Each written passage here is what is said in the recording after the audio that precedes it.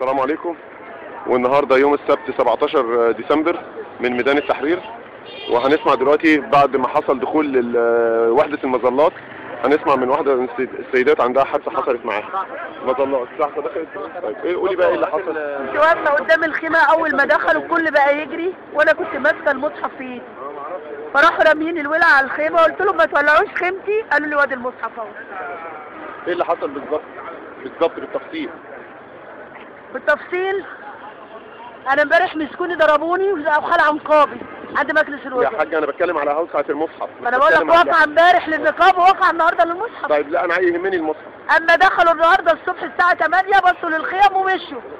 وضربوا الناس وعوروا واحد ومشوا. هجموا علينا تاني في حدود الساعة 10 ولا 10 ونص. الكل بقى يجري وكل بقى يقول أنا جريت علشان أجيب المصحف من الخيمة. طلع بالمصحف رمى الولع، قلت له ما تولعش المصحف، راح نتش مني المصحف ورميه في الخيمة. نتشوا بإيده؟ نتشوا بإيده ورماه في الخيمة. كتاب الله اهو. على كلام المصحف. كتاب الله اهو. كتاب الله اهو. وبعدين؟ الشعب يفوق. وبعدين؟ جريت عامل ايه؟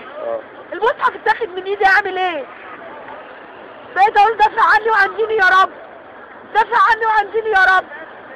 طمني على اولادي يا رب. طمني على اولادي الصغار مصابين واحياء يا رب. طمني عليهم، كل واحد دار على كل واحد مصري قاعد في بيته لسه. الجيش حد في ايده ساعة ايد يا جماعة؟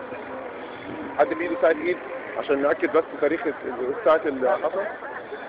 ساعة ايد يا جماعة، ساعة ايد. ممكن تجيب ساعة، هات الساعة اصورها بس بايدك. والنهارده يوم 17 والساعة دلوقتي 3:30، ده تأكيد لوقت الحدث. ماشي يا عمر، ان شاء الله الفرج قريب ان شاء الله. السلام عليكم.